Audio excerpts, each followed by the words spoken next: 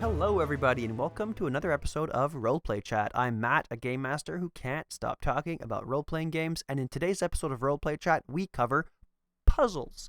Puzzles are such a fun and interesting part of the role-playing game hobby, and even if you don't like puzzles very much, I think today's episode is going to have some interesting advice for you to try, incorporate, or tease certain elements of puzzles in your game for your table. As always, we're also going to have the Indie Showcase. So the Indie Showcase is going to start around 30 so minutes in today's episode. And we're going to hear some words from Carrie Jo Cage, the creator of Delivered and Classified, two solo journaling role-playing games. I have a quick little update for everybody as far as Roleplay Chat goes. As always, I'm planning on taking some time off in December and January. I have a couple of episodes that I've recorded already that I have to kind of do post-production on, and then once the post-production is completed, I think I'm probably not going to record any new episodes this calendar year. That's going to kind of give me the time to recover. My family's been a little sick. My two kids and my wife and I have been bouncing a virus around over the past couple of weeks, and it's been really hard. Coupled with my day job getting a little busy as well. And so I know I'm not going to get into the weeds of all that stuff, but I wanted to kind of let everybody know that I haven't had the time and energy to put into Roleplay Chat lately, and it kind of makes me sad. So I'm really hoping to take a little break, as always, over Christmas time, and recharge the battery so that I can come back with the second half of season 2, full of Roleplay Chat and full of time and energy to dedicate to the show. I'm also planning on going to PAX Unplugged. I've bought my ticket. I've organized a way down to Philadelphia. So if you're going to be at PAX Unplugged during the second week of is it the second weekend, first weekend of December? It's like December 6, 7, 8, 9 or something like that. So if you're going to be at PAX Unplugged, or if you're going to be in Philly around that time, please don't hesitate to reach out to me. I'd love to meet folks, whether they're listeners of the show, other creators, things like that. So please reach out to me on Threads or on X, or send me an email. You know how to do that, right? It's contactroleplaychat@gmail.com. And we can kind of sort up a time to meet up, maybe play some games together and do that kind of good stuff. So anyway, yeah, that's all the housekeeping for today. I hope you enjoyed this episode about puzzles, and yeah, I guess that's it. So enjoy the episode, and we'll talk soon.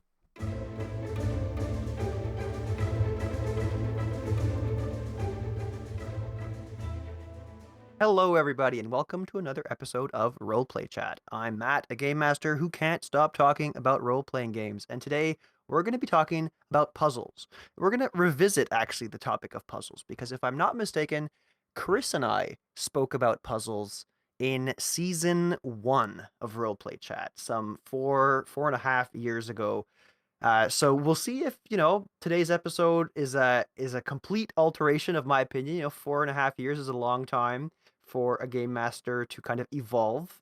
And we have somebody joining us who has been working on a lot of really, really cool puzzles. I'm excited to introduce our guest for today. Our guest is a YouTuber, a streamer, a crafter and content creator in the TTRPG space, a game master and creative in his own right. He's got all kinds of cool terrain just in the background as I'm talking to him. Please join me in welcoming Ryan Imel to Roleplay Chat. Ryan, welcome. Hey, Matt. Thanks for having me. Excited to talk about puzzles. I love puzzles, so it's a great night. Yeah, let's Yeah, do it. Let's do it. yeah. Maybe before we do that, something that I ask all my guests to do before we get, into the meat and potatoes of the conversation is to kind of give us a little bit of context. If you Sure. don't mind letting us know what kind of game master or player you are, the kind of things that you enjoy when you play a role-playing game. hmm And of course, also, if you don't mind letting us know where we can follow you along in your creative journey. Totally. Yeah. So I'm Ryan Imel DM pretty much everywhere. Primarily, YouTube. You mentioned Instagram, TikTok. All those folks, or all those different places. I also have my website. Same thing. RyanImelDM.com. And basically, I feel like a bit of a a latecomer to the game. I didn't play when I was younger. I think the first game I played was when I was 30, I think, maybe 31. And so, in that sense, I don't necessarily bring to the game, or I don't. What inspires me about the game isn't always the same sort of fantasy tropes that I think are super common. The stuff that inspires me is the stuff that I was excited about when I was growing up. I liked, sci-fi books. I liked choose your own adventure novels. Um, I think if I knew that D&D was a thing when I was younger, I probably would have really liked it, just given the stuff that I was doing. But I got into the game after playing through board games. My wife and I love board games. We still do. We don't play them as often for some reason. Some other game has taken up a ton of our time, and we really enjoyed collaborative games. And that sort of came to a point where we said we should really figure out how to try D&D. So I learned it, and I actually ran my first D&D was a one-on-one game with her for about a year Sweet. and change. That's how we both kind of cut our teeth. Her by completely incorrectly playing a wizard, and me by making every mistake you can as a first-time DM. And after about a year, we've started a group, and we actually still play. 4 years later, we still play with a lot of those same folks. So um, in some senses, I'm playing catch up, but in terms of what I like about the game, I think that it's probably a more earnest game than it is like a. That's how I would describe it. It's not like grim dark. It's not like silly, and I think that I really enjoy. Well, I mean, we'll talk about puzzles and things like that, but I really like trying to find ways to bring in tricky situations that kind of enhance what I kind of like the verisimilitudinous of Mhm. the game. So if I want a puzzle, I step back and go, well, why in the world would there be a puzzle here? And if I can justify that, then I think I'm going to make something more satisfying. And then, of course, uh, crazy big bad evil guys, just like everybody else. But my inspiration getting into being a DM was obviously Critical Role was huge. Specifically, there's a video out there somewhere of Matt Mercer running a solo session for Stephen Colbert, Mm, which was cool. super super helpful for me. I love that episode. Also, Ack Inc. From the Penny Arcade guys. They're really kind of casual, crazy take on the game helped get me prepared for some of that. And honestly, I don't watch a lot of that stuff anymore because I run a couple games a week on top of all the content stuff. I'd like to do some stuff online and kind of showing people how I game, but I haven't really gotten a good opportunity to do Yeah, that yet. yeah, But yeah. hopefully soon. Yeah. Cool. Yeah. Well, that's awesome. And I can really appreciate kind of your origins there, your kind of your origin story. I Mhm. feel like it resonates a lot with me. I've always been a collaborative player in all Mhm. games, in part because I think I'm like I don't like how competitive I am actually in most contexts. So Interesting. I would Okay. much rather be competitive alongside my friends against something else. If that makes any kind of sense. So Totally. Yeah. I can Team. really appreciate that, and yeah, cooperative Yeah. board games, man, I love those Mhm. things too, but It's a gateway to this, I think. Yeah. a 100%, Yep. 100%.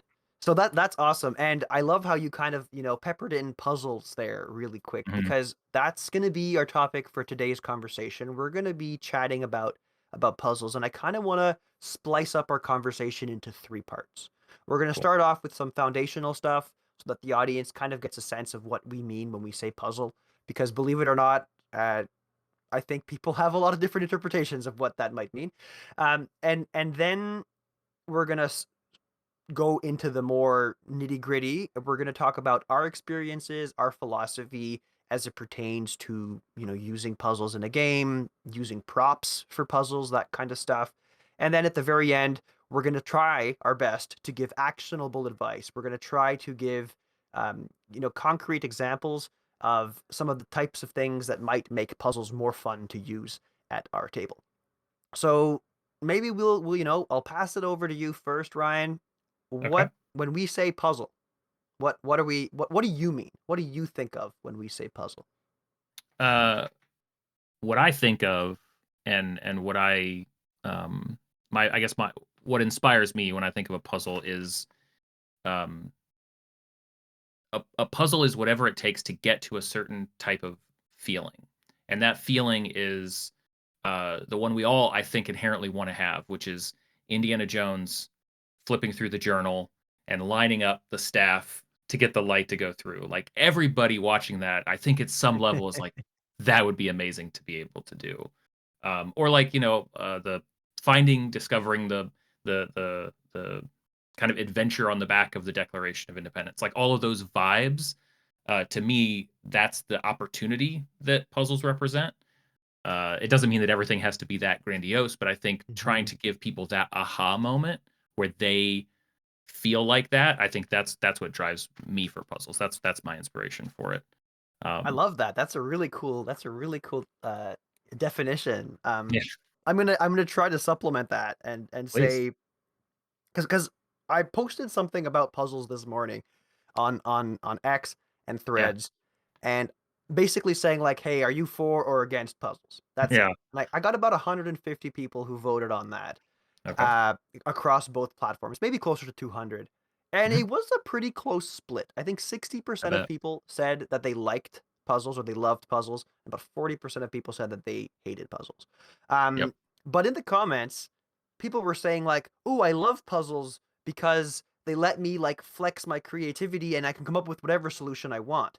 Whereas other people were saying, "I hate puzzles because puzzles only allow for one solution." And I laughed out loud looking at the Yeah, contradictions between people's at the absolutely. comments because that is, kind of part and parcel of what a puzzle might be. Absolutely. Um, but I think if you're comfortable with it, Ryan, I'm Yeah, gonna try to lean a little more on the side of the one solution puzzle.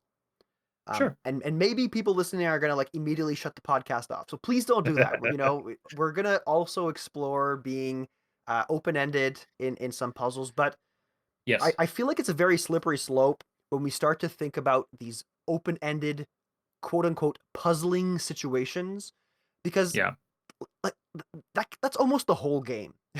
Like if you really Right. stretch the definition too much, the Yes. whole game is a series of puzzling situations that the players have to be Right. creative about solving. So, Yes. um, yeah, is that are we cool with that definition? Is there more that we I want think to add? so. No, no, I think so. I think and generally, like, I would shy away from I mean, I understand everybody's, it being divisive because I think puzzles are really hard. It's probably one of the harder things to find or design for D&D, for good reason. But I will say, like, I'm not crazy about like, there's some advice out there that I would consider, like, if not the quantum ogre, but the quantum puzzle, where it's like you just kinda come Mm, up with some wild idea and then set the clock and in 15 minutes decide they got the answer. I mean, that doesn't sound very satisfying. That doesn't sound like Indiana Jones to me. So I'm fine with narrowing it down and trying to get more specific about it. However you want to talk about it, I'm good with that. yeah, cool. So yeah, and maybe I'll throw in there just for the sake of it. I went and like looked up the Webster's definition, and I know that like Sure. I don't do this very often on the show, but I felt like for puzzles specifically, it was relevant because it says that it is a game, a toy, or a problem specifically designed to test ingenuity, and I Yeah. I really like that because like in your example of the Indiana Jones moment with the map, really that aha moment of figuring it Yeah. out is Yeah. this test of ingenuity. Totally. So yeah, so I think we'll use that as our base Like it. and dive right into the next pillar of our conversation, which is going to be Okay. our experiences and our kind of philosophy behind puzzles. Sure. Let's do it. So, based on your introduction, Ryan, I take it you like puzzles.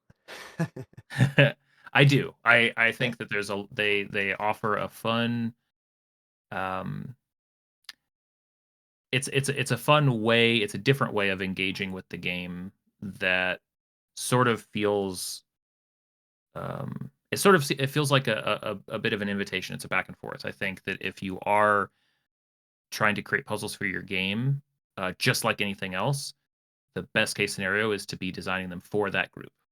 Um, every group is going to be inclined toward more one type of puzzle or another type of puzzle. Mm. Um, and if you have some people who love decoding messages and they're geeks like that, then like feed them, put those things everywhere. They're gonna love it, right?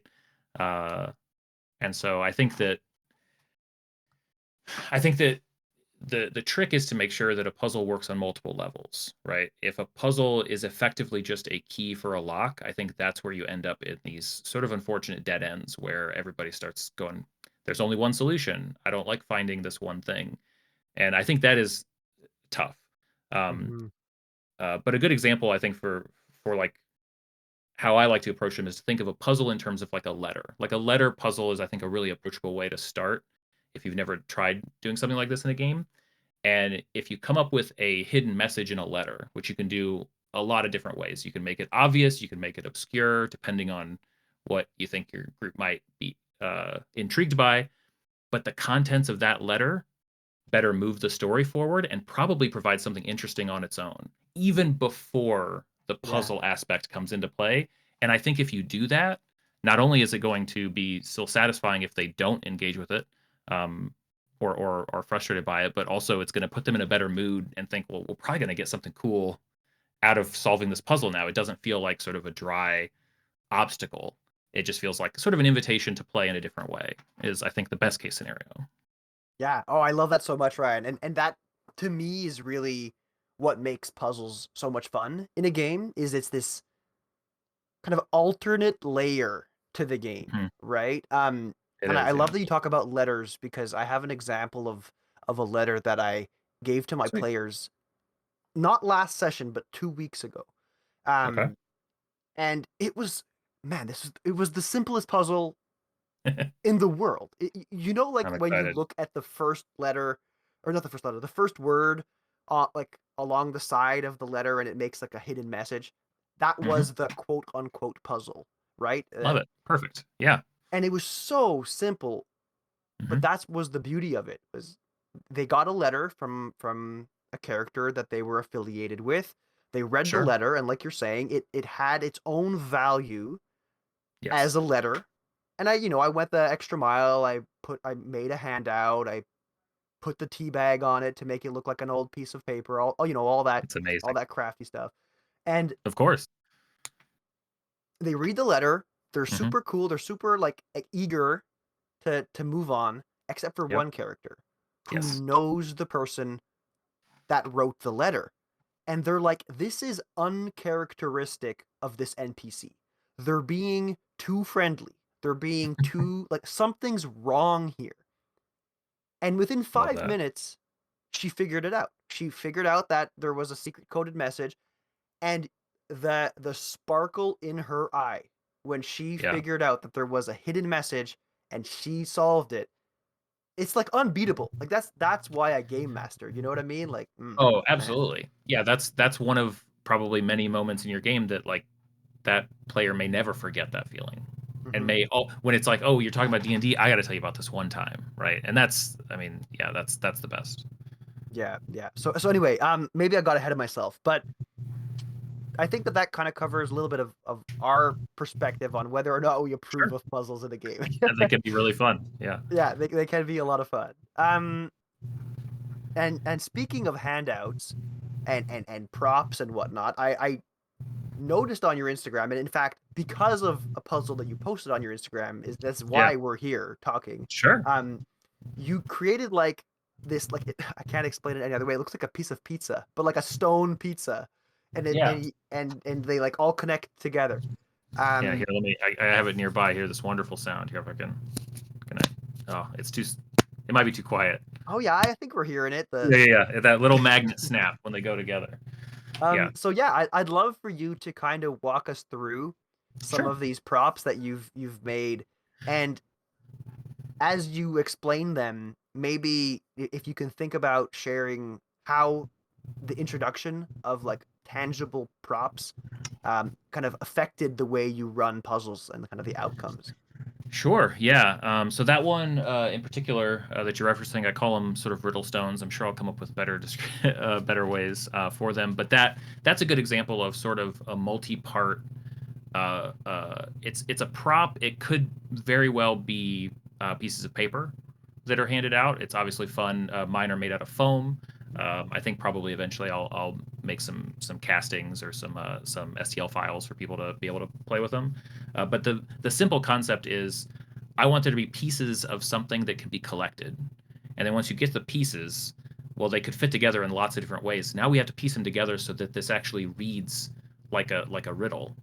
And then once you Yeah. have that riddle, now you have to solve the riddle. So there's actually multiple layers there, especially if you pair each of those sort of revelations with something happening in the game. So that's where people are doing something, and then I've heard this referred. I don't know what it's called, but I've first heard this idea in um, related to the idea of gods in your game, and some tables will treat the name of gods as reverent even at the table. So if you say the name of a god, that invokes them in the world to sort of add this sort of spooky quality to it. And I think the same goes for props like that. Like as the players are, as they're sort of standing in for their characters, piece it together. If they say the riddle in the correct order, something in the game world should respond. Right now, they feel like they're sort of touching the game.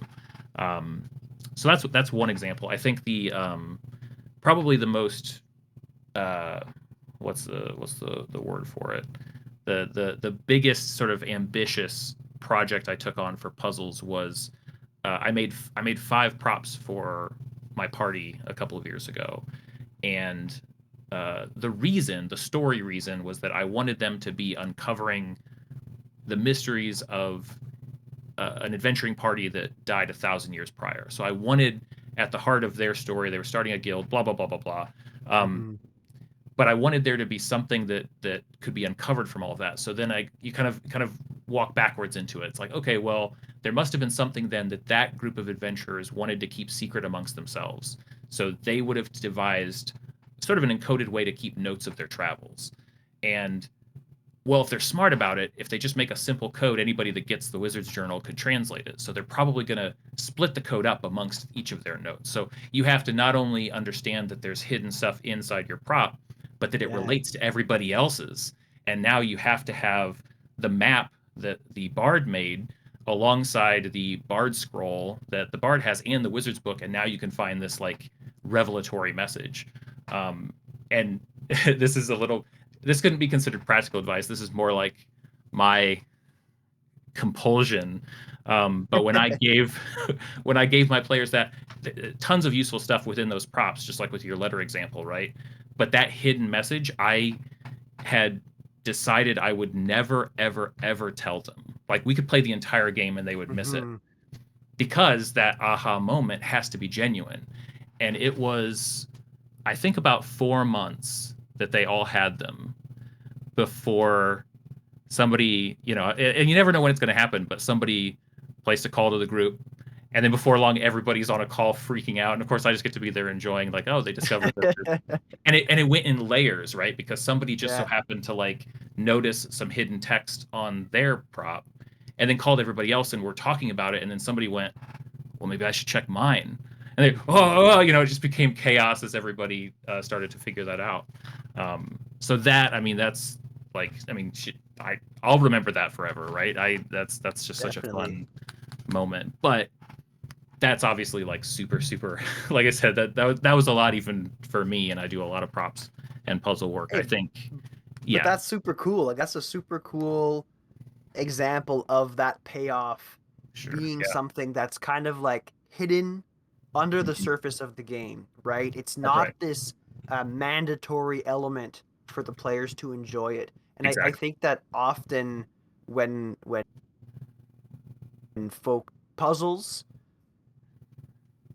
that's an important element to consider is yeah, like what role does solving the puzzle play right, in kind of like the outcome of the scenario or the outcome totally, of the game. And if you're putting this extremely complicated puzzle in front of the MacGuffin that the party's trying to get, that's and right, that's like their only objective, right. yeah, that's gonna suck because they're gonna sit there and they're gonna rack their brain all night to figure it out. You don't But want them that to be doesn't stuck. like that's Yeah, the yeah, yeah. But your scenario is the complete opposite of that. It's this elaborate plot or plan right, rather a little bit, that yeah.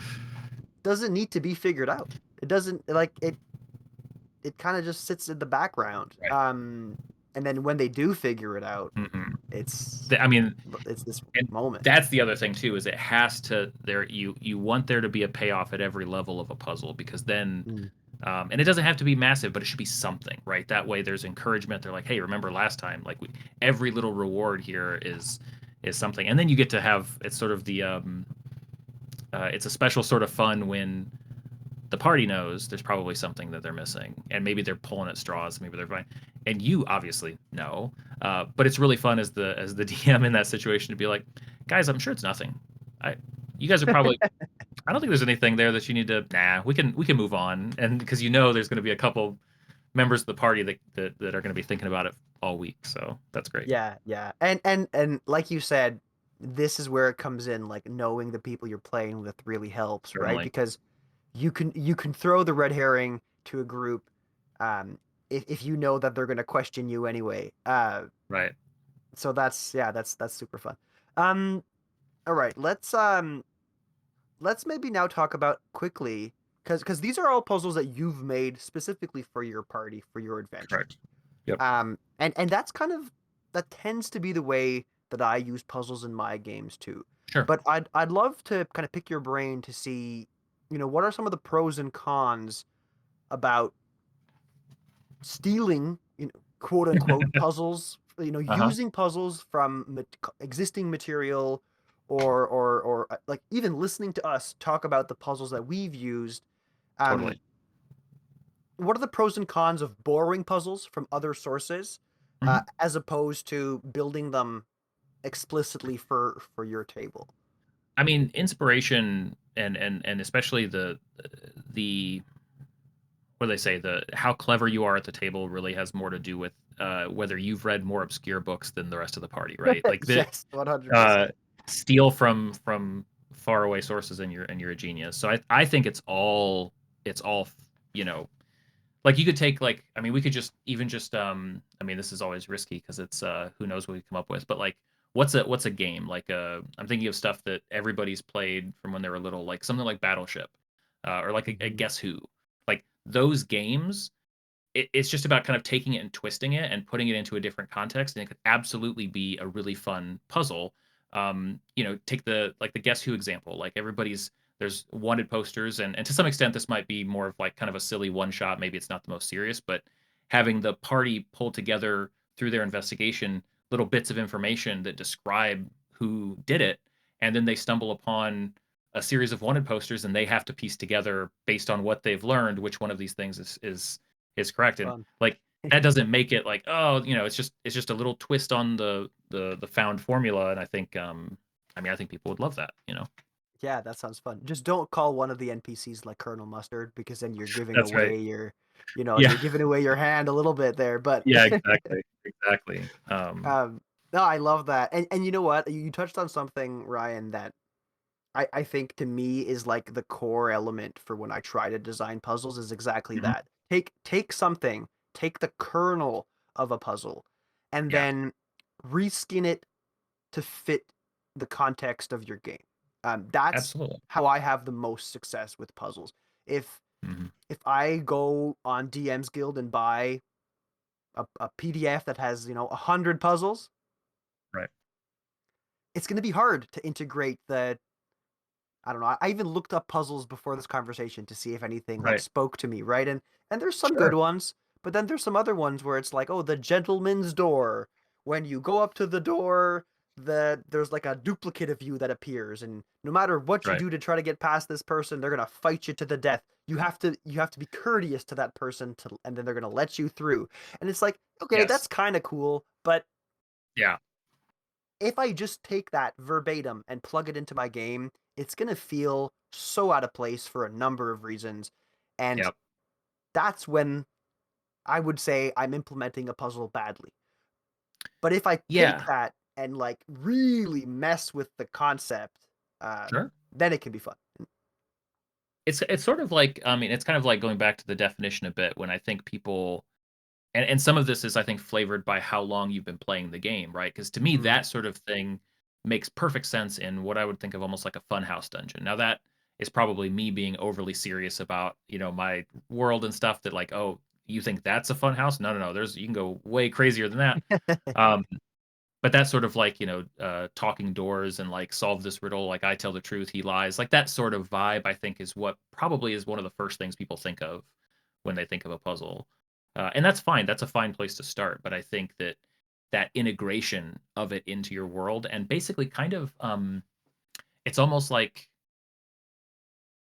a good way to think about it is to try to imagine, even from like your favorite stories, movies, TV shows, the challenge of trying to think up an object that probably exists in that world.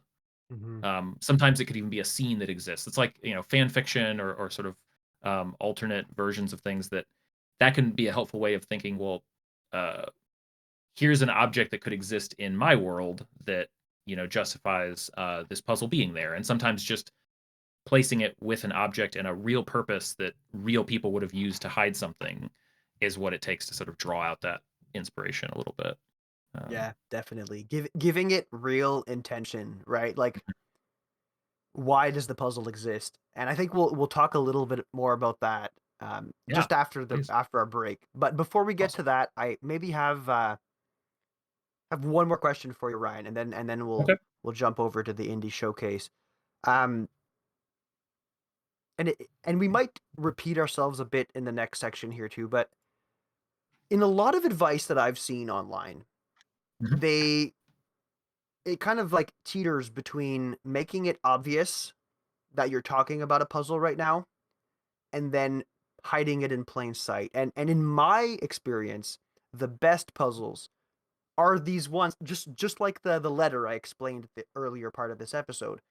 That's I right. didn't tell them there was a hidden message Mhm. because part of the fun was piecing together that there was one and then Right. finding out the hidden message. So I'd be curious to know your position on how obvious should it be to the players that they're tackling a puzzle right now.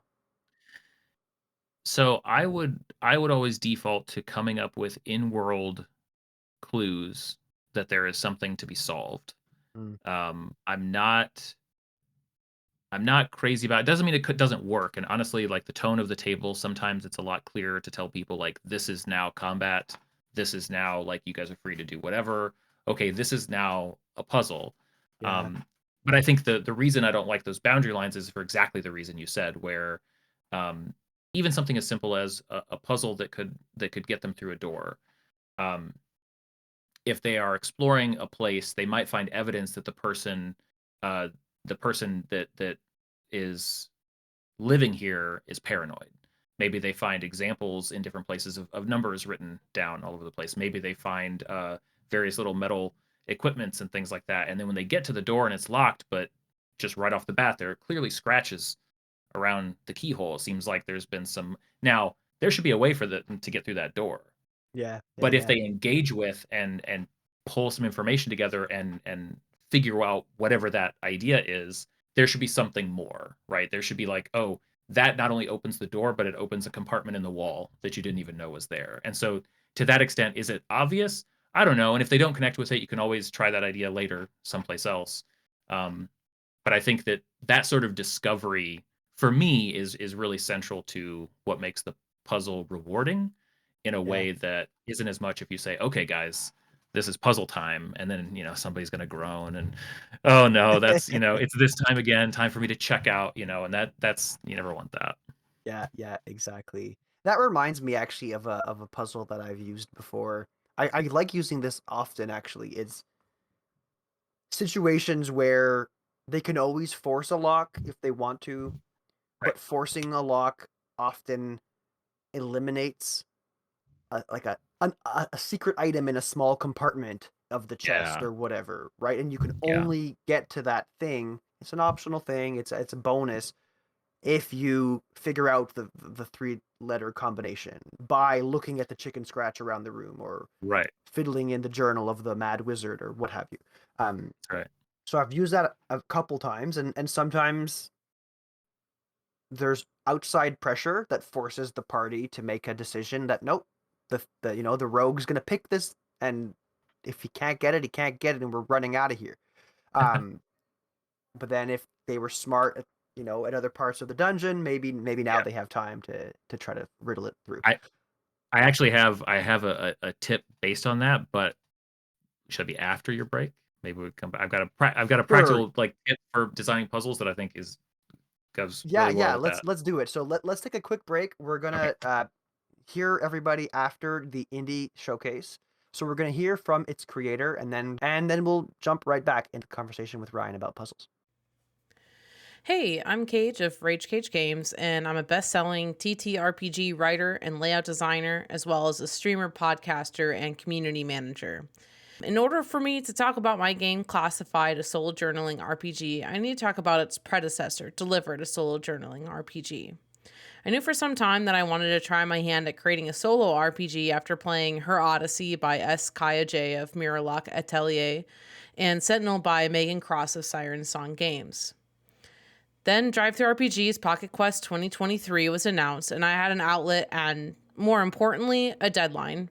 For those not familiar, Pocket Quest is DriveThruRPG's annual game jam where publishers create a 20-page or fewer game around a set theme. 2023's theme was space.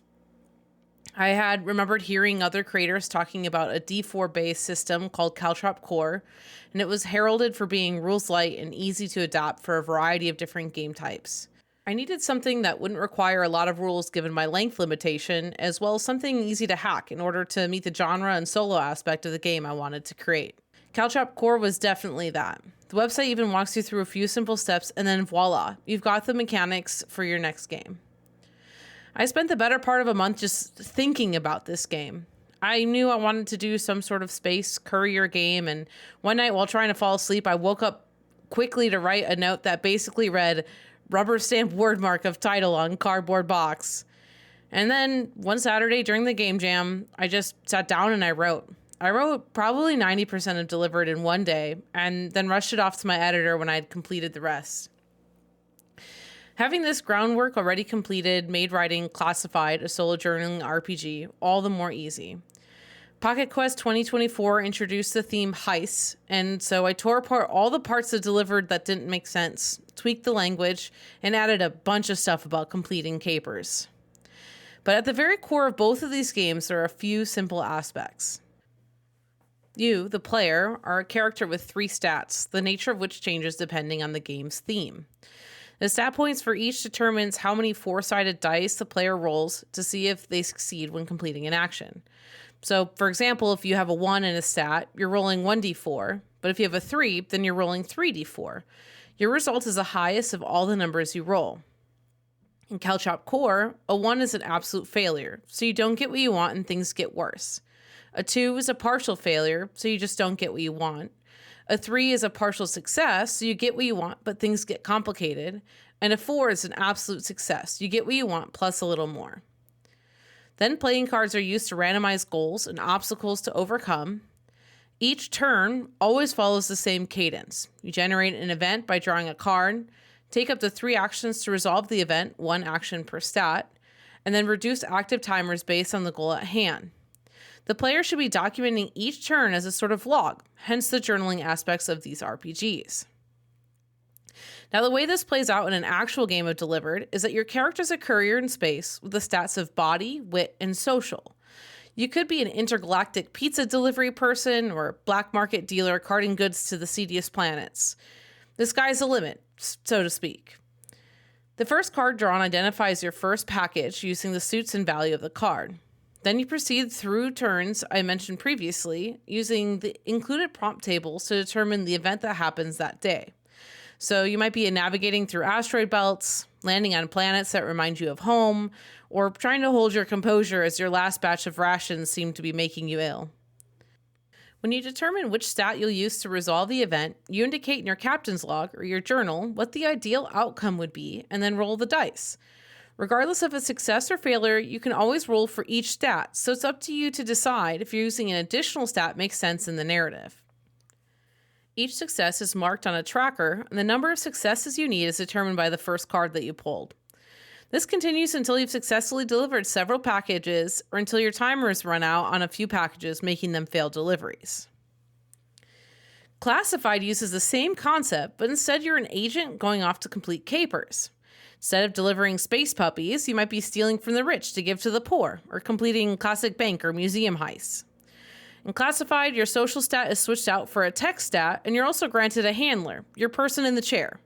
Think of Player from Carmen Sandiego or Ned from Spider-Man. You start off the game by picking up an assignment and then generating events that take place during a scene or a 5-minute period of time. Scene prompts might include a gas leak starting in your area, guard dogs picking up your scent, or a gadget malfunctioning right when you need it the most. Again, you'll roll dice against your stats to determine the outcome of the scene, and then jot down all your notes as a debriefing document of what occurred during this assignment. Each success goes toward completing the mission, while each failed assignment, which means you ran out of time before getting the required number of successes, brings your character one step closer to a forced retirement. Whether you're just having a hard time scheduling a game with your regular campaign, or you enjoy the solitude of journaling, I hope you enjoy this pair of games. I finally let me flex a different creative muscle, and I've also opened folks up to RPGs who wouldn't normally play. I once introduced these games at a book reading event that's traditionally reserved for fiction authors, and one member of the audience was a retired English teacher who noted this would be a fun way to introduce creative writing to students.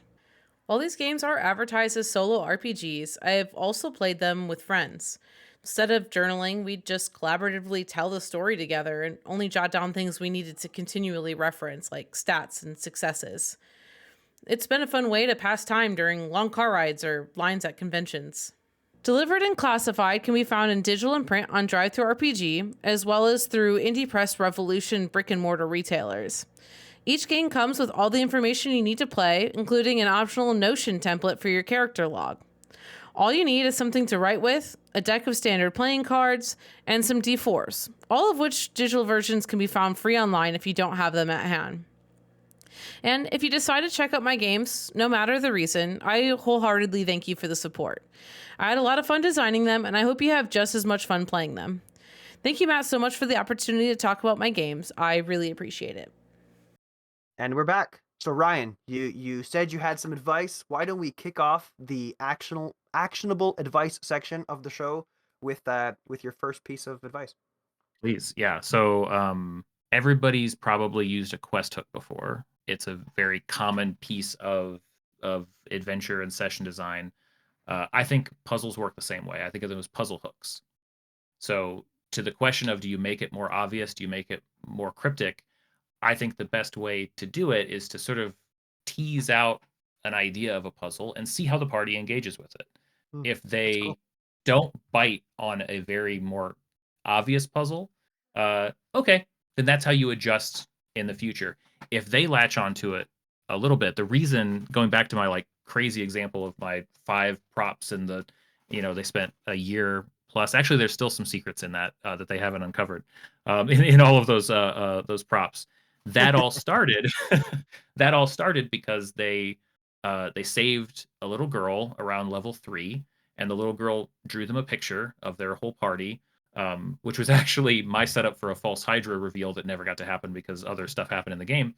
But around the picture frame, she had she had written the word forever, like they'd be friends forever. But she wrote it in these symbols that she knew, and so that they were just symbols around the edge. But she told them what it meant, and because I wanted there to be a puzzle hook, I actually sat down and figured out a symbol set, and then picked out the ones that were forever. Didn't mention that it was actually translatable, but just gave it to the party, and it told them it said so forever. Cool. I can see where this is going, and I love it already. Keep going. And we were playing, and we were doing stuff, and we're like, okay. And then all of a sudden, the druid character goes, FOREV. That's what those symbols are. And she translated. Okay, we have 5 characters now. And I was like, you did what? You actually? And now it's like, ooh, okay. Like, what can we do with that? Because if you're willing to engage for really no reason, but just because you want to engage with the world and sort of understand this new thing. So now we're going to roll out those characters. That was the genesis of, well, now I need to have this character set hiding messages across all these props and let them really dig in. It ended up being a really good fit for that party. They really enjoyed it, and I really enjoyed it, which was awesome. But that's so cool. That's a way to sort of like that's a little bit different because it's kind of hidden in plain sight, and I think it's also possible to sort of make it plainly viewable. I wouldn't say that it's plainly viewable, but like putting a hidden message in a letter, I think people are naturally going to look for one, and using a really easy one initially and then saying, oh, okay, well, the next letter that comes through, maybe they'll try to hide it more and see how far. I mean, I've had my players actually learn about like cryptography to break some of That's these, so cool. which is great, it's possible. Yeah, that's awesome. I love that. I'm 100% stealing that idea. Please do it. Yeah, it's great. So my players, watch out. It's going to be way harder than what Ryan just said. We're gonna I'll, go. I'm gonna go ham on you guys because now Matt, you I'll know send it's you the coming. real tip. Yeah, I'll DM you the real stuff. They can listen to this, and then we'll really hit them with Okay. something hard. Okay. Perfect.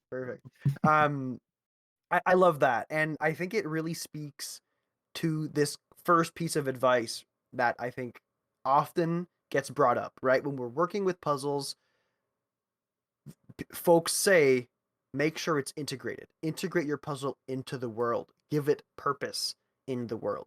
Yeah, Um, and I think what you're explaining here is even better because not only is there purpose in the world because the little girl wrote the note, it's right, like seeding the idea that there is now this hidden language or these hidden symbols, and the players totally. can engage with that. Yeah, Um, I'd love to ask you, Ryan, other instances in your game sure. where there was like a practical reason for the puzzle to exist. Yep. So for Mhm. instance, one Sure. example that I can think of, actually, you know what? Go ahead. I'll let you. If you have one coming to the top of your head already, I'll throw it to you. If not, I have one, but I don't want to. I don't want to accidentally steal something that you might have to Totally say. fine. No, and this is actually this fits in well with kind of what we were talking about earlier about adapting existing stuff. So this one I designed, and this is actually um, kind of could be a bit of a side topic, but just to mention, this is actually a puzzle that I designed for a group that started out in person and is now playing primarily online. You can absolutely still do puzzles online and even props. I mail stuff to people. Like you could keep all Oh, that stuff that's so alive cool. if you want to. Obviously, that's all a lot of extra work. But so this puzzle is actually a digital one. It's just a series of images, and the reason for it existing is that the player had uncovered a bow from what she had discovered was actually her like great ancestor, who was one of the founding people to discover the region that they're traveling through. So there was this monument, and she's like, I recognize those names, and she basically was able to uncover some of these kind of hidden away weapons, these magical items that she now carries. And one of the things that this bow does isn't initially apparent, but she does. There is like sort of a set of symbols and a button that's sort of on the bow. And the practical reason for this kind of sequence, it's basically kind of like a punch in the code to get into your garage. It's like this trick Cool. for this weapon is probably number one, something that they don't want just anybody using, especially not a trusted non-family member. But two, maybe even the person who designed it doesn't want to accidentally trigger it because it like phases them through into other places other planes of reality. So that's like, but for that puzzle, it's basically mastermind. It's basically here's a sequence, here's 5 or 6 symbols, and you have to press them in the right sequence. Mm-hmm. And for that particular game, I just said it looks like you can press it once per day and then it resets. So now Cool. the player is saying, here's my sequence, and then here's what the button looks like in response, and they take those notes, and then the next session they can do it again. So that's a really straightforward one where it's like, okay, I don't know why this is here, but like it's kind of like you get a lock on something. It's like I want to pick that Yeah. lock. I want to know what's hidden behind there, right? Yeah. 100%. I like that example a lot, and I love that you gave it like a reason, right? Like the Hmm. person using the bow doesn't want to accidentally trigger this thing all the time. So it Right. makes sense that they'd have a safeguard put in place. Yeah, it's like a And I release of safety. Yeah, yeah, exactly. it's a safety, totally. And I think oftentimes puzzles, puzzles, safeguards will be put in place to prevent people from using That's something right. when they shouldn't, getting access to something when they shouldn't, knowing something that they shouldn't. So I think if you can think of your world and you can think of situations where a thieves guild doesn't want people knowing what they're saying, That's right. encode, you can encode your letters. You can Mhm. use like a key, a key document, like a, Yeah. now I can't think of what it's called. Um, it's basically like a piece of paper with like holes cut out. What's that called? Uh, A so cipher? the No, it's not a Yeah, you're cipher. talking about probably a Windows cipher is what it sounds like you're talking about. Yes, Like, a window uh, cipher. it's got different names, but that's what I always think of it as because it's the holes in the paper are going to reveal the message over the top. If you don't have that decoder, it's completely impossible for you to know what that message was. Exactly. So like Mm. that would be another kind of way to it Yes, is it a puzzle? I guess so, because you need to figure out what the decode, like you have to get access to the decoder and then absolutely. apply it to the right Yep, documents, right? So yep. that could be an interesting way of doing doing Well, that. and you could also, the fun of it could be which order you find them in. What if you find the decoder first? Mm, I can guarantee you, your players are gonna search every person and body and chest they find for any sort of letter. They're gonna put you could give them decoys for sessions, and then they're finally gonna find that one that lines up and learn something new. yeah, yeah, that's exactly. So I think giving a puzzle purpose is important, and it's something that folks can try to do using real world, like I don't want to say espionage strategies, but like It you know what I kind of mean? Like is, yeah. it kind of is. Like what do people do for real to try to Yeah, prevent people from getting access to things? mhm, And that will automatically give purpose, I think, to the puzzle. Um, absolutely. yeah. Uh, okay. Another kind of common pitfall or piece of advice that people tend to say is don't make puzzles happen too often. So I'd be curious to know what your take is on that, Ryan, and how you try to balance the inclusion or exclusion of puzzles for the fun of the party Mhm, versus their in-game purpose. Like you can't, it'd be yeah. hard to give purpose to a puzzle every 2 hours of gameplay Absolutely, because absolutely. Yeah, it, these should be moments that stand out, right? yeah, To go back to the example, Indiana Jones only really does that a couple of times in the whole movie, right? So these are standout moments even for him. Um, I tend to think of it if you're sort of going back to like the dungeon puzzly situation examples, right? I really like I tend to think of dungeon puzzles more as kind of environmental.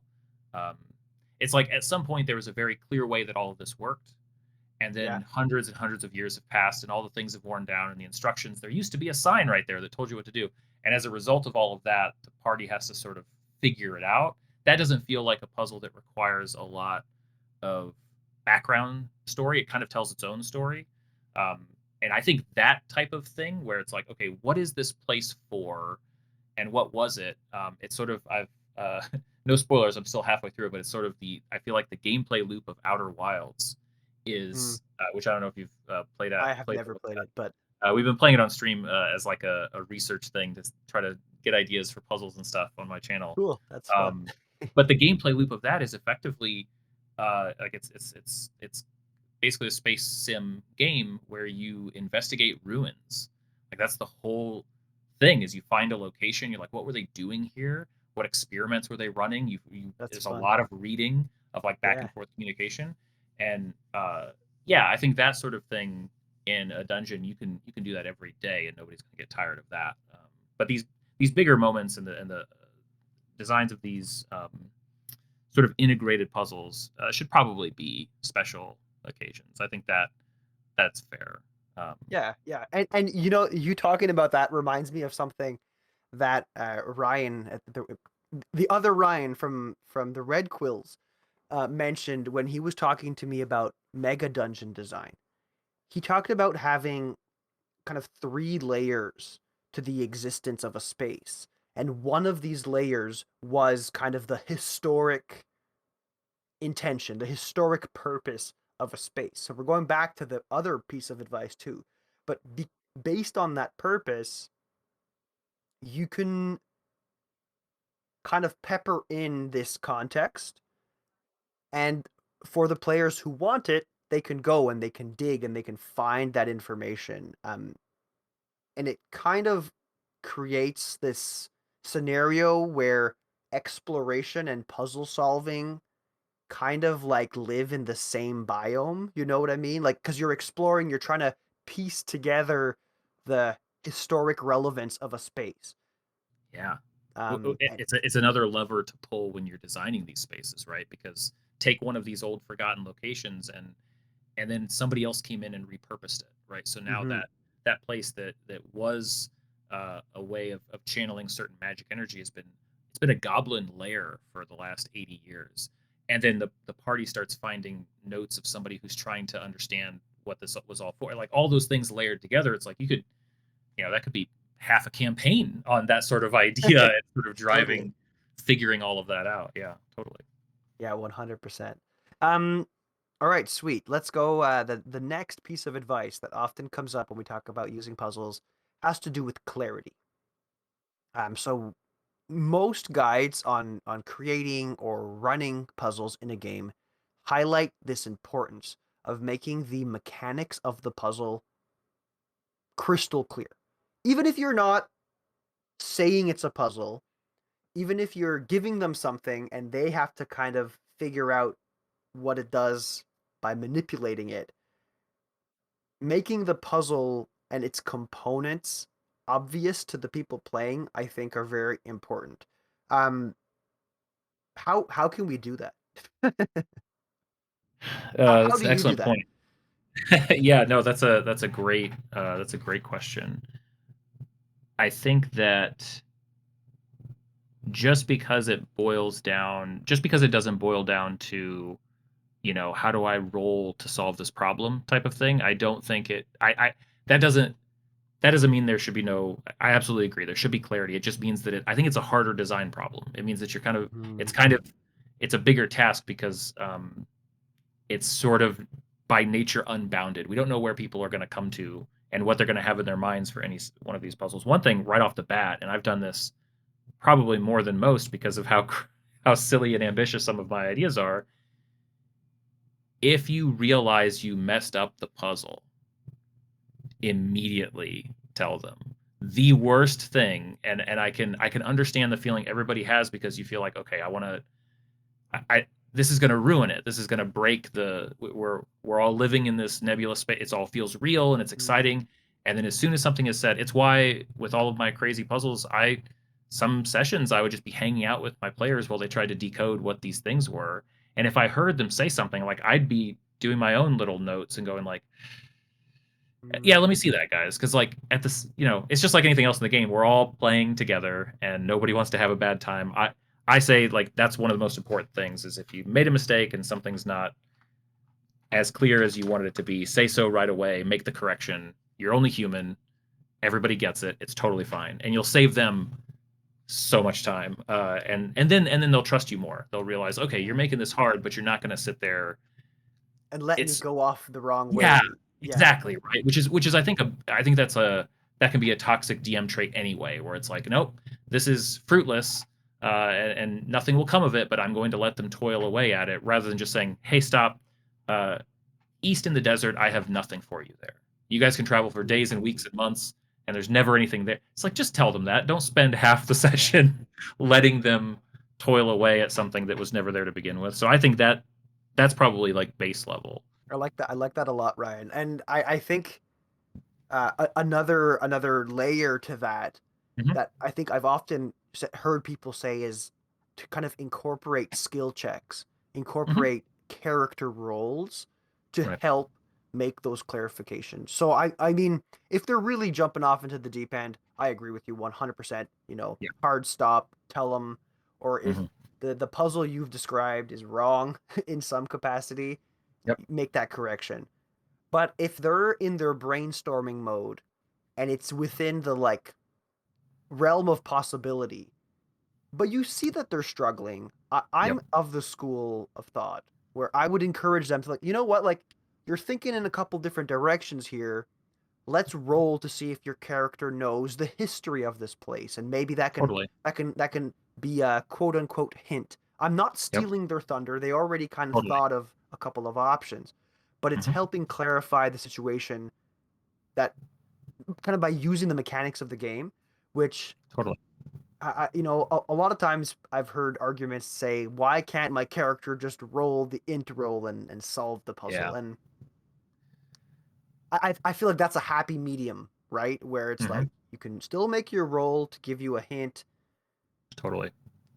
but if you'd rather just me give you the answer, we're just not going to do the puzzle next time. Like that's Exactly. Yeah, that's where falling back to like puzzle hooks. It's like okay, yeah, maybe that's one of those. It's easy to sort of chalk it up to like yeah, I probably could have sniffed out like whether this was going to be interesting or not sooner before putting people in a position they don't want to be in, or maybe they definitely. think they do but they don't realize. But I think yeah, that what you describe is a perfect way to do it. You could also have partially completed attempts be found. So maybe the party, if they need a hint, right? Like finding other failed attempts, and being able to use that to be the smarter adventurer now, like that's still a satisfying thing, even if they can't Yeah, totally. hack it all the way on their own. Yeah. Definitely, definitely.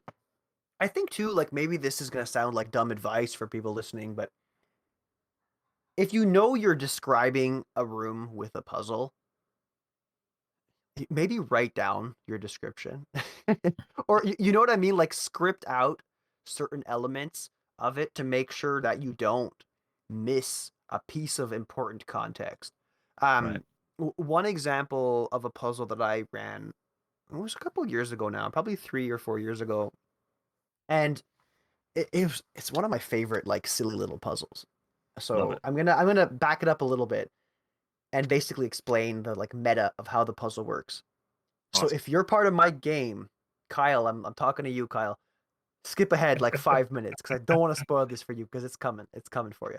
Um, but basically the way the puzzle works is you take two pens that are the exact same color, but one is a regular pen, the other is a friction pen.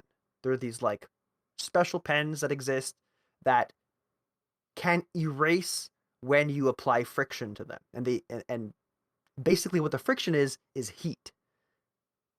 And the way this puzzle works is you write a letter with the regular pen, and then you take the friction pen and you write over it, and you make like symbols or whatever so that the Yep. text behind it is illegible. Love it. And then when you take that letter and hold it over a candle, all the friction ink disappears and the actual letter appears. Yeah. Yeah. And I ran this in my game, and man, I seeded this thing forever. Like, I mean, not seeded. I like, I tried to make it not obvious that I was using a Yeah. candle in my game for ambience, but really I was using it because I wanted to do this. I wanted to do this puzzle, but You you needed it at the table for them to use. Yeah. I needed a candle at the table, so I like bought a bunch of scented candles, had them around the table for like months, and then I introduced this puzzle. Um, That's great. but anyway, the back to the description. The Yeah. This letter that they found it in a stack of a bunch of burnt papers in a fireplace. And this was important because this was the context to them that it was like stuck in between a whole bunch of pages. So it was kind of insulated from the heat of the fire. So everything on the outside either got burnt or was a regular letter that they could read. As opposed to this one, which was sandwiched in between, kind of preserved the secret ink. So I had to make it really, really clear that like this was the context of the existence of this thing. Right. Um, Yes. and they asked me a bunch of questions after, like, what does this mean? Like, is this Right. like a language that one of us speaks? Is there anything in the room? And I had to have kind of my context prepared so that the puzzle was them understanding that it was in the fireplace and that it needed to be heated up, basically. Right. Yep. Um, Yep. That's a great example. yeah, thank you. Man, I love that so much. It's such That's a yeah. fun little trick to play. Oh yeah. Well, and it shows how it's like putting puzzles in games is sort of like if you've ever watched magicians talk about what goes into a trick. Mm, Um, and this is to some extent what being a dungeon master is because we're all just trying to sort of create these experiences at the table, and some of them are tricks. Um, but most of the time, the wildest things that a magician will do, if you actually hear what went into it, it's mundane. It's usually a lot of work. It's like it's the kind of thing where you hear the story and you're like, well, nobody would really do that, right? Like nobody would Yeah. bury a bunch of cards in the backyard hoping that they're going to get a chance to make One that. day. Yeah, Yeah. like that would be silly. And it's like, well, that's what they do because that's what it takes to make that happen. And to a certain extent, creating the puzzle and then just think about all of the world building you did around that in that one room, the prep that you're doing in the setting up I mean, Yeah. that's Yeah. what it is. That's what it's comparable to, Mhm. because then when somebody it's a little bit different because you're sort of inviting the players to notice the trick, right? And then sort of the gears start to click into place and you can see them realize it and have the moment of realization. But I mean, it Definitely. sounds like you spent months to get to that moment. Yeah, totally. And it was a far Amazing. simpler. I can't imagine, Ryan, how much time and energy went into your 5 piece your 5 piece puzzle. Um, People, yeah, I've started doing like flip throughs of some of the like the Wizard's Journal or some of these different things that I've made, and people are like, "You have to tell us how you made that." And I want to be like, "You exactly the way you're hoping that you don't," which is yeah, I sat down and I wrote a book um there's about no shortcut. at a certain point, yeah, some of it is just a lot of time. But Yeah. then you have And it forever. So yeah, totally, totally. And you know what, Ryan? I hate to like go back to something we talked about, but when we talk about clarity, mhm. um, giving something physical to your table, Yeah, like that just solves the problem for you. You don't have to come up with a description. You uh made the thing. Like sure. there's no better description. It's there. It's in their hands. It's a yeah, it's a really sort of there's an immediacy to it, right? Mhm. And it sometimes works against itself a little bit because one thing that it takes away, which we sometimes I think use as DMs or game designers, it's no longer potentially just a thing. Like if you give players something, that is everybody loves that. Handing something across the table or mailing it like I do and telling them to open a box. Like, okay, now you can open that thing that I sent you, 3 Yeah. weeks ago or whatever. Um, that's super memorable, but also it helps in it and it nothing's gonna fall under the slip under the radar at that point. They're gonna hyper focus on it. This is a meaningful thing because it exists at the table, and that can be really that you can use that to your advantage for sure. Yeah, totally, totally. All right, one last piece of advice, and it Mhm. kind of brings us right back to the beginning where we were talking about kind of open-ended solutions, being flexible. I think when we talk about puzzles, even in the context of having physical props and things, Mhm. allowing your players to sometimes come up with the solution or get to a solution in a different way than we anticipated, I think is important. Um, Mhm. and we can't talk about puzzles without talking about this idea of still enabling alternate solutions in some Totally. contexts. Mhm. I'd be curious to know, if you've had experience with that, especially with the physical props, actually, because usually the physical props have one solution. At least in my games, they almost always have a one solution. So Sure. Yeah.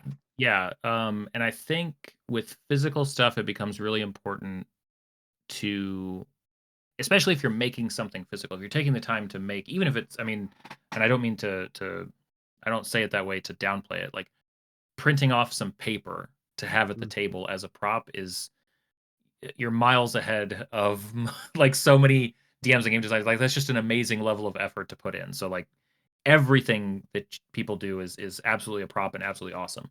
Um, but if you're making something physical and handmade, if you know you're going to take the time, I mean, conservatively, some of these things, even the stuff you're talking about, like you're putting in, I don't know, 10, 20, 30 hours into the thought process of both how to design it, and then you're probably testing it out yourself. How many pages did you burn? How many times Mhm. did you write that out? And then and if you're doing that, I think that one of the answers to allowing creative solutions is to make sure that there's usually a few things to find. That I think kind of helps. So, you know, if we're talking about a letter is just such an easy go-to example, right?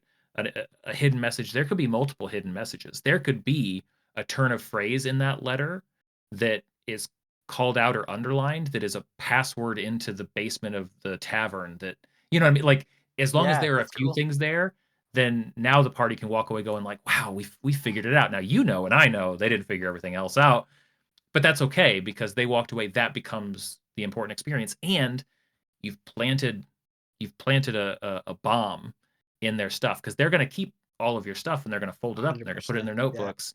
And now you know they have it.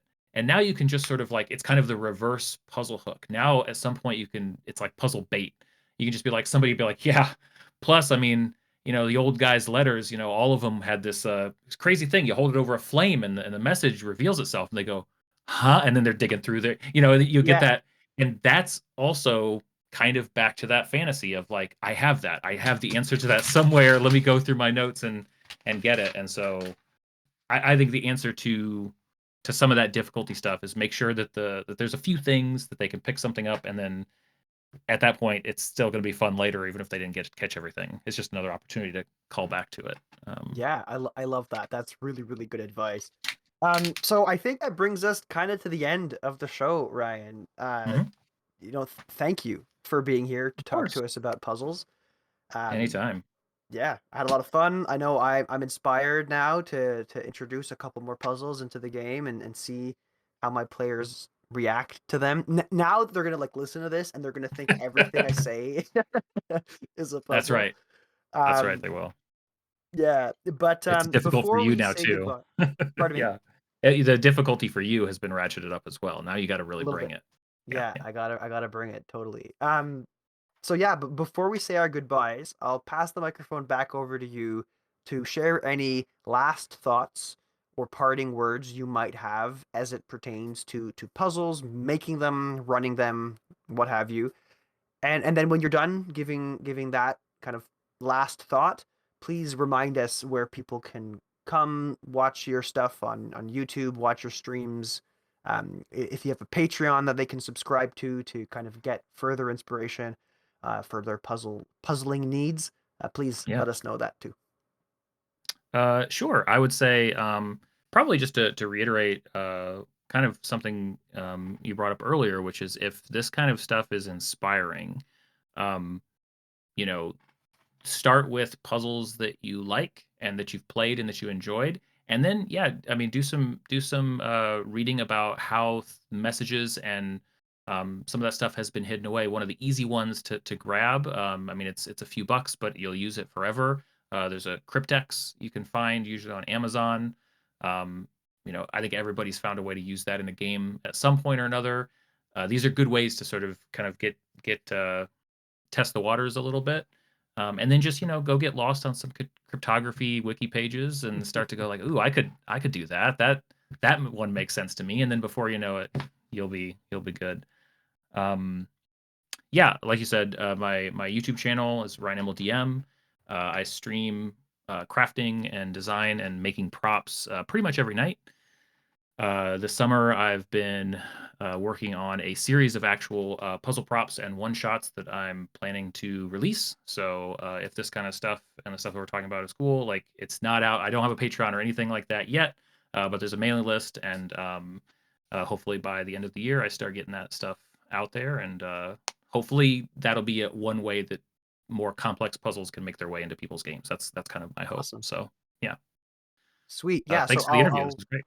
yeah, my pleasure. Thank you, Ryan, for being here and Uh, I'll make sure that that stuff is linked in the show notes. So for folks listening in podcast land, you can go find that there. If you're on YouTube, you can go find that on in the gobbledygook or whatever it's called, kind of below here. So all of Ryan's links will be there. If you wanted to reach out to me, you all know how to do that already, but I'll remind you that you can contact me roll_play_chat on all socials, or if you don't want to be subject to a character limit, it's contact roleplaychat@gmail.com. And yeah, what about you, Ryan? Where can people follow you if they want to do that? Yeah, the best place is probably my YouTube channel, Ryan Imel DM. Same username on Instagram and on TikTok. If you want to ping me, it's ryanimldm@gmail.com. Try to keep it simple. Use the same name everywhere. And and if either my stream or email or DMs on social media, if people have stuff in their games that they want to talk to about, the puzzle questions and stuff like that, I love doing it. Do it all the time. Happy to help people if I can. Sweet. Cool. Thanks, everybody. Thanks, Ryan. And let's call it a chat.